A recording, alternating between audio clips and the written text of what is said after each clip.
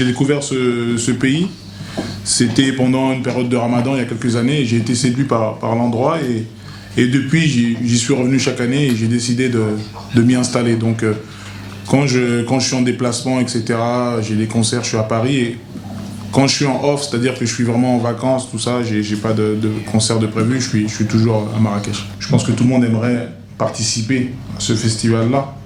Quand on entend les noms, les célébrités qui y sont passées, on a envie de s'inscrire aussi parmi cette liste prestigieuse. Je suis un artiste qui ne fait pas beaucoup d'interviews, j'aime pas beaucoup, j'apparais pas beaucoup en télé en France. C'est volontaire parce que j'aime pas trop apparaître.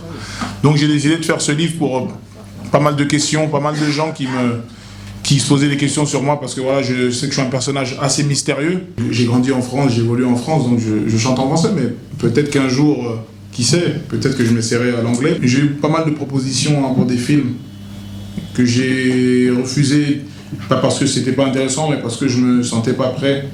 Concernant Joe Star, donc Didier Morville, pour ceux qui ne le connaissent pas, je peux pas prendre en considération ses critiques parce que c'est pas un personnage que je prends au sérieux. Ça ne m'atteint pas et c'est quelqu'un c'est un personnage assez connu, on sait qu'il est très aigri, très énervé.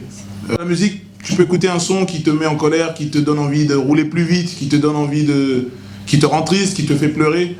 Donc je pense qu'on peut orienter certaines personnes vers une direction, montrer un chemin, mais on ne peut pas changer les lois, on ne peut pas faire toutes ces choses-là. Donc ces jeunes qui se disent, voilà, si un Maître Gims ou Wyclef ou machin, s'ils ont réussi, je pense que voilà, on peut le faire aussi, c'est clair. J'ai envie que les gens disent que voilà, c'était Maître Gims ce soir, c'était un truc de fou, c'était le meilleur show, donc je vais vraiment tout donner. On en fait tout un plat.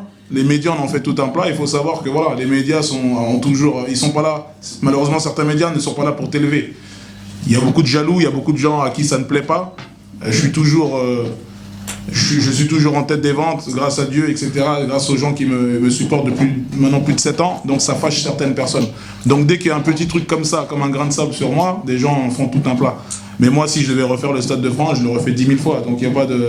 Sur le terrain, on n'entendait rien. Donc moi, c'est après que j'ai vu que j'étais hué, j'ai pas compris. Donc c'est normal que les supporters de Lille, en particulier, ont hué, c'est normal. J'arrive, je suis de Paris, je revendique souvent Paris, j'arrive sur le terrain, c'est normal que ça déplaise. Et on est dans un match de foot. Même Ibrahimovic se fait huer à des moments. Donc c'est pas Maître Gims qui va pas se faire huer.